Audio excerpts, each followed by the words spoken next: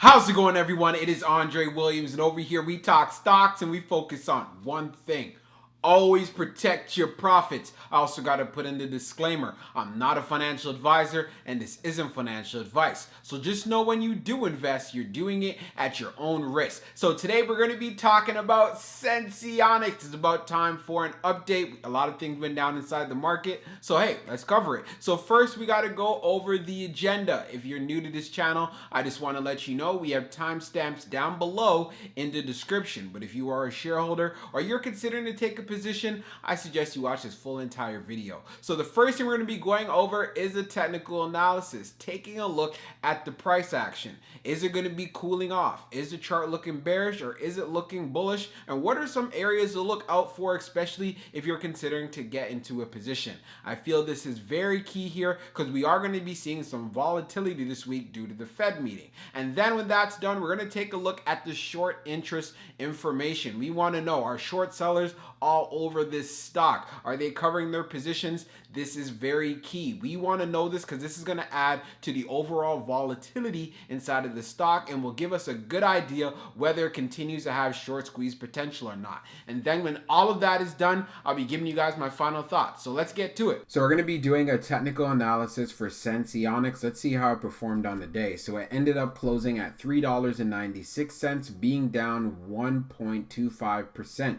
On the low, it tested $3.90, then on the high, testing $4.58. So the chart that we have in front of us is the 1-year daily chart. Let's see how it's lining up with our indicators. So you can see over here, the RSI is looking real hot, right around 73. Now, when we take a look at our chart, it is well above the 200-day, it's above the 21-day EMA, and it's also above the 100-day. So as you know already, Senseonics has been on quite the run. And you know what? It is due for a pullback. It needs to cool off. So seeing it at around 389, which is showing in after hours, I wouldn't pay too much attention to that in regards to after hours and pre-market unless it's very significant as far as the price change. But for the most part, regular trading hours is what really matters here. So seeing that we're able to get to a high of $4.58 is something to really take notice of, and I would be keeping an eye on to see if Senseonics will actually revisit this area sometime this week. There's going to be a lot more volatility inside of the market, so I wouldn't be surprised if Senseonics does decide to pull back.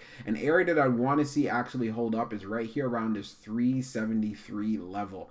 If it breaks through that 373 level, then I would definitely want to look forward to see how well it can hold up around 350. If it breaks through 350, then the next level that I would be keeping an eye on is around 336. Many people are saying, hey, I want to get into this play. Well, you know what? When it pulls back, it gives you a good opportunity. We do know it's ran up quite a bit, and we do have a gap that needs to be filled, and gaps do get filled eventually. So am I saying it's going to be happening very soon as far as when it comes down? That, hey, we can't even call. But as far as the pullbacks, it is inevitable for this stock. But if it decides to actually reverse this trend and start looking bullish again, I'll be looking forward to seeing it get past this 458 level, because if it does, with a lot of buying volume and a lot of pressure, we could definitely easily see us getting into the 470s. So we're on Fintel. We're going to take a look at the short interest information for Senseonics. As you can see, the short volume ratio is at 27%. So it is definitely above that 21% that we normally look for stocks that have a ton of short squeeze potential. As we scroll down on the page, short shares availability is at 600,000, updated 13 minutes ago, and the short ball free rate is at 5.69%.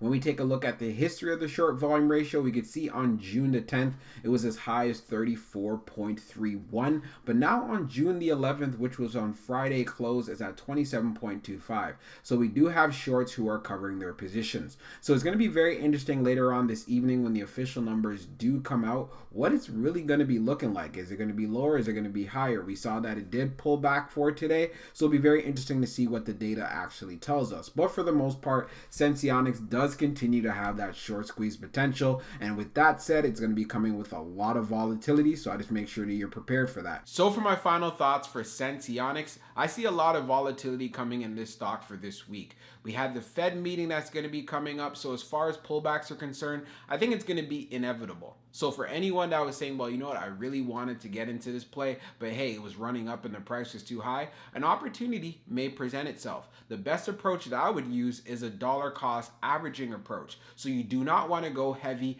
on your first position. You want to spread it out over maybe 4 to 5 different positions, whatever is right for you. You also need to know what are your short-term and as well as your long-term goals. So if you're just going to be holding this stock as far as for a swing trade, I'd be very cautious and pay attention to those areas of support and look at where the downside risk is, which we cover in the technical analysis. And if you're going to be going long like myself and like many others who watch this channel and that are in this play, I see a big opportunity here, especially when we get that FDA approval, and we do know they're also working on a 365-day device as well. So just taking all this into consideration, the future does look bright for Senseonics, and it's part of the reasons, even if it does decide to pull back even further, I'm going to be loading up even more shares. So that's what I wanted to update you guys on. But before I cancel this video out, we have to cover the short interest. So as far as for the short interest, it is at around 27%. So that is a short volume ratio.